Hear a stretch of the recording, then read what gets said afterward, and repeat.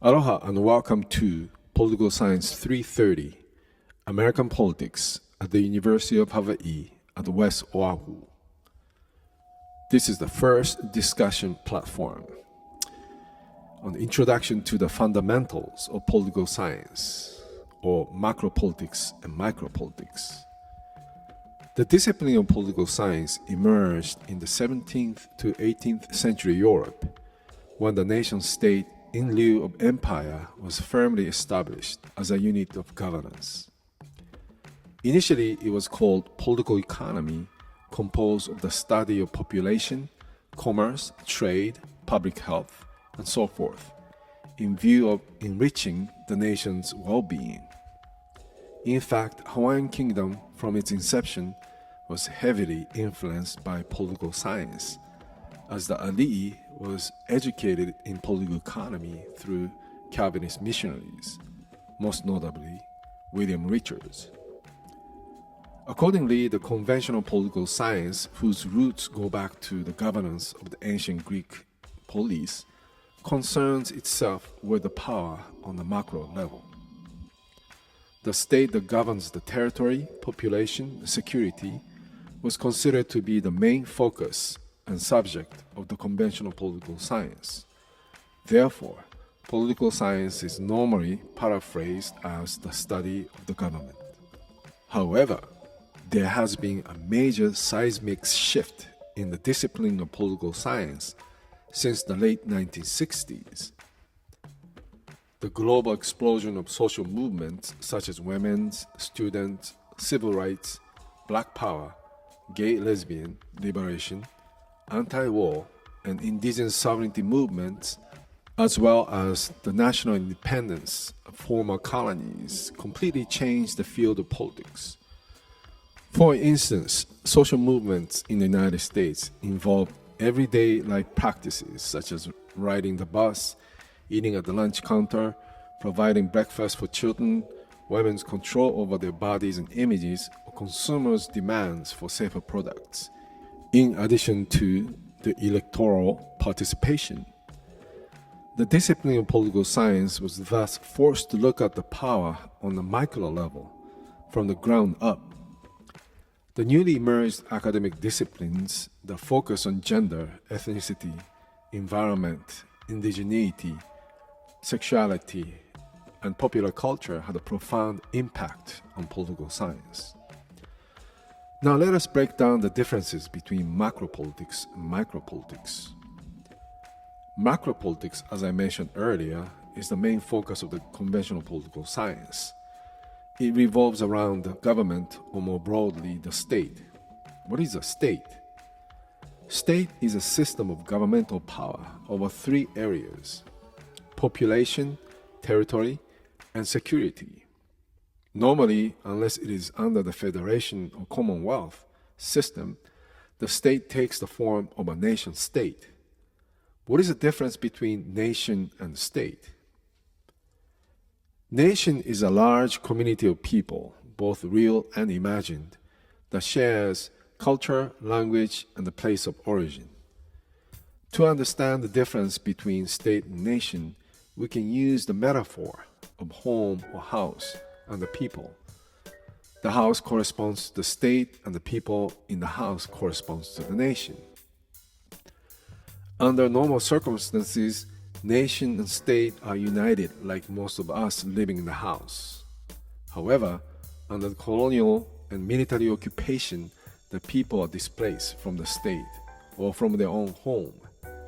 This is the case for Native Americans, Australian Aborigines, Maoris, Kanaka Maoris, Okinawans, Ainus, and other indigenous peoples, as well as the Palestinians and Puerto Ricans. Another important macropolitical concept is sovereignty.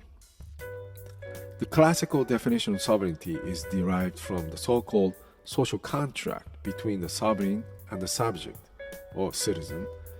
One of the assigned readings for this session, Thomas Hobbes of Commonwealth, articulates the contractual or legal sovereign-subject relationship in transition from the monarchical sovereignty to state sovereignty. The sovereign is the head of Leviathan, or the sea monster. The subject is the body of Leviathan. When you look closely at the picture, you can see the people making up the body of Leviathan. Hobbes sees the subject or citizen as the author of the contract, who authorizes the sovereign to have the authority over the subject. Hence, the classical definition of sovereignty as the supreme authority. Now, in order to understand micropolitics, we need to make a conceptual shift from authority to power. The shift reflects a major political change that took place during World War II. The rise of fascism completely undermined the validity of classical sovereign relationship. The sovereign is no longer the supreme authority, as its rule is based on a pure decision-making power that overrides the constitution of the social contract. As Carl Schmitt, the most influential political scientist for the Nazi regime, proclaimed, quote, "Sovereign is he who decides on the exception," unquote. Michel Foucault's definition of power is quite useful here to understand the link between macropolitics and micropolitics. Foucault sees power as something that circulates in the network, not something that you can own or accumulate. Foucault's definition of power is something similar to the electric energy. Power stations are the generators of knowledge, such as judicial system, medical establishment, universities, corporations, non-governmental organizations, churches, community organizations. Discourse, or the linguistic medium of articulating thoughts, ideas, concepts, and even truth, is the power line that connects institutions and individuals with the power stations. For instance, lawyers, prosecutors, and judges have a power over us because they are connected to the power stations of judiciary, legal establishment, and bureaucracy. The micropolitical power can bypass you as a subject and go straight to your body, identity, self-image, diet practice, sexuality, etc. One of the currently ongoing U.S. Supreme Court cases involves the patent on breast cancer cells. Corporations can thus penetrate deeply into our existence on the micro level. This brings us to the latest form of sovereign power, or what Foucault refers to biopower. In the era of globalization, we have a new institution that can be called transnational state, such as the International Monetary Fund, the World Bank, World Trade Organizations, or the North American Free Trade Agreement, or the APEC, which we hosted back in 2011.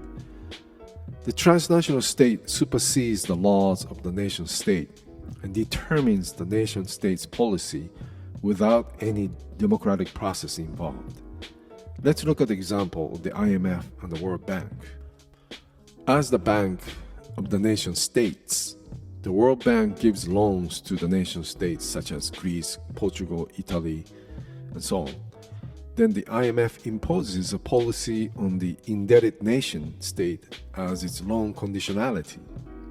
The policy imposed normally involves the reduction of public spending like education, health, welfare, subsidy for the national industry, and also the promotion of multinational corporations. Through the IMF conditionality, giant corporations can have a direct power over the natural resources and the people. Corporations can privatize the land, water, seas, and other essential resources.